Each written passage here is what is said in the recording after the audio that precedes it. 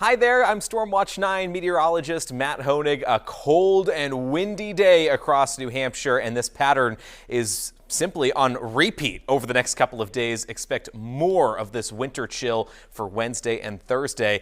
If you were outside today, you know the wind was howling, at times gusting over 40 miles per hour in places like Sunapee, Temple, Windham, and Dover. And a report from Guilford of 56 miles per hour right on the southern shore of Lake Winnipesaukee. The winds, they will stay active tonight, and it's another gusty day tomorrow with winds up around 40 to 45 miles per hour at their peak. And that means it will feel even colder than what the thermometer reads. Wind chills slip sub-zero this evening. They stay there into early tomorrow morning, and then still for some parts of the state, especially central and north, we remain sub-zero for wind chills through late tomorrow. I think at best we'll do in southern New Hampshire is single digits. So that's what to expect when it comes to those feels-like temperatures. Even though the actual readings are a little bit milder, it's still really not all that pleasant to be outdoors for more than a couple minutes at a time. Tonight we drop back to either side of 10, but remember it feels like it's below zero much of the night. Partly cloudy skies, the breeze stays active up north, some flurries and light snow showers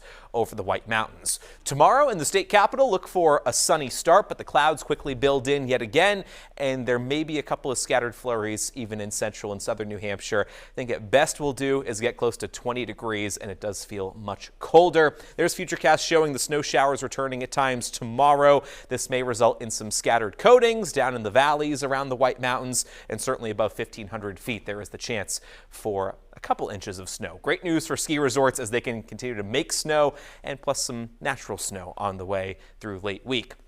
We continue to watch this area of low pressure as it gathers strength over the southern U.S. for Thursday and Friday.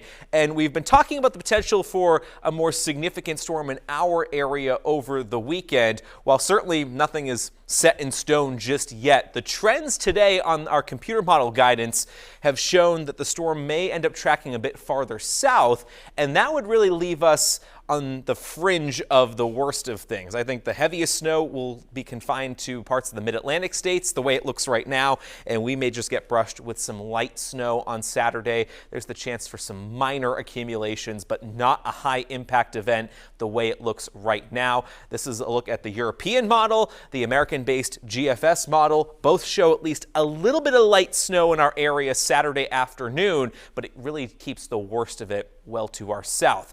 At this point, there still is some uncertainty in the exact track of this system, and there still may be time for things to shift a bit farther north or even a bit farther to the south, so it's still worth staying updated on the forecast over the next several days as we really iron out the finer details here by later on in the week. One thing that's for certain, though, the cold air is just not going to leave us alone for the next 2 days, and with the winds at times howling over 35 miles per hour, it will feel like it's in the single digits during the daytime, both tomorrow and then again on Thursday. Not as windy on Friday, a touch milder, and we're looking at some sunshine to close out the week. There's the chance for some light snow on Saturday, but more cold air follows into early next week.